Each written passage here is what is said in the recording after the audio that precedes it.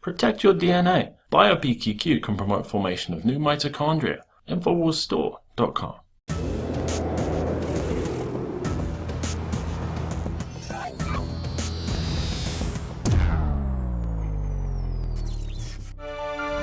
Well, it's no secret that U.S.-born Americans now have fewer jobs than ever before. So why is it that presidential hopefuls and big corporations, why are they calling for even more foreigners to flood the job market? Well, here's Leanne McAdoo with a little story about a man named Jeb. As he makes his move toward a probable presidential run, former Florida Governor Jeb Bush is making it very clear where he stands on immigration. How do we create high sustained economic growth? And that's to shift away from family reunification being almost the sole driver of legal immigration to narrowing that to what every other country has, spouse and minor children, and dramatically expanding immigrants that are coming to work. But what Jeb Bush is not talking about is what are all the Americans going to do when there aren't any jobs? Even though there has been a working age population growth of 11 million people, fewer U.S.-born Americans have jobs now than they did in 2007. This is according to federal data that was highlighted by the Center for Immigration Studies. Almost 1 in every 2 jobs that's been added since 2009 have gone to foreign-born workers. Since November 2007, the number of working legal and illegal immigrants has risen by 2 million, while the number of Americans with jobs has fallen by 1.5 million. All of the net gain in employment since 2007 has gone to immigrants, legal and illegal.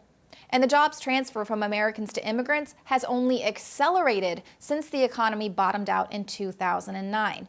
Now, despite the fact that the entire U.S.-born working-age population is 5 times greater than the entire immigrant population, foreign-born people have gained a nearly equal amount of jobs since January 2010. Now, clearly, this report highlights many companies' growing reliance on foreign migrant workers. And don't be fooled by this 5.6% unemployment rate that the current administration is really patting themselves on the back for. We've already reported how that figure is extremely misleading.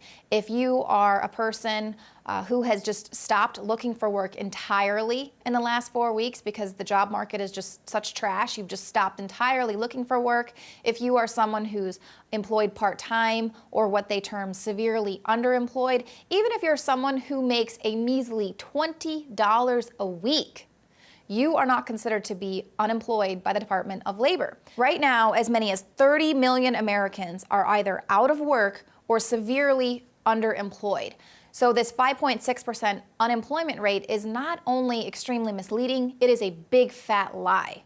Now, we know that Mark Zuckerberg has been a huge supporter for increasing H-1B work permits. He joined forces with top executives and founders from Google, Yahoo, and LinkedIn to launch Forward.us, which was an organization created to influence the immigration debate. Their argument is that there is a shortage of U.S. workers who are skilled in science and engineering, and thus we need to attract and keep the best and brightest foreign-born workers. So they're really pressuring the Obama administration to increase the amount of H-1B work permits. But critics are calling these claims extremely exaggerated. They say there are plenty of Americans who are skilled enough to take these jobs. But what they do say is that the H-1B program allows U.S. companies to train foreign workers and then outsource them abroad at lower wages. And of course, this hurts American workers. Some Southern California Edison IT workers are beyond furious over their H-1B replacements.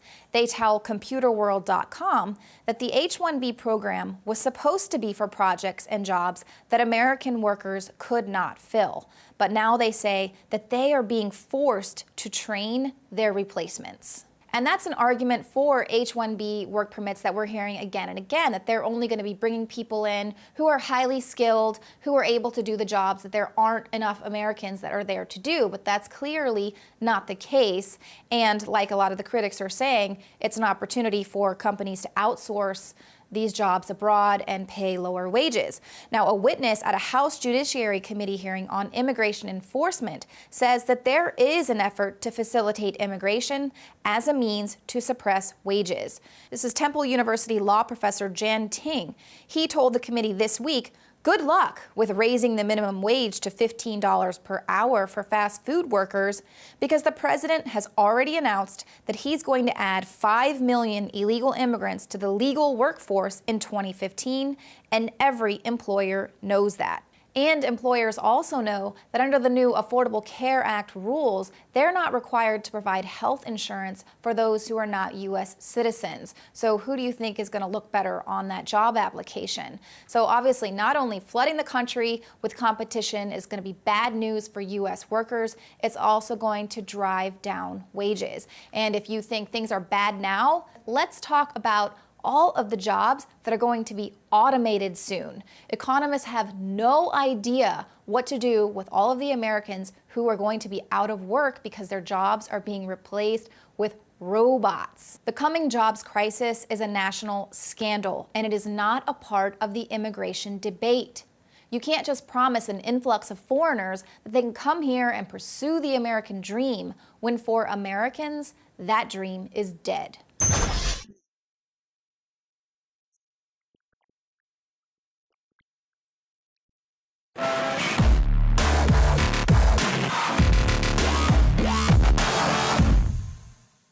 Every year we make resolutions to lose weight and get in shape. And the truth is, it's hard, even with diet and exercise, because of toxic food in our environment that is stressing our bodies more than ever before. Working with experts in nutrition and biochemistry, I found that super high-quality nutraceuticals, in addition to my diet and exercise, were the answers that synergistically worked. I could see the drastic changes every day with the amount of weight I've lost, my increased stamina, and more of a twinkle in my eye. That's why we are now so excited to launch the Infowars Life Resolution Pack, combining 3 essential formulations: oxygen-based cleanser Oxy Powder, the Secret 12 bioavailable vitamin B12, and your choice of super female or super male vitality. Now all available at a discounted price to you and your family to bring in the new year and make 2015 a true success. That's InfoWarsLife.com or 888-253-3139.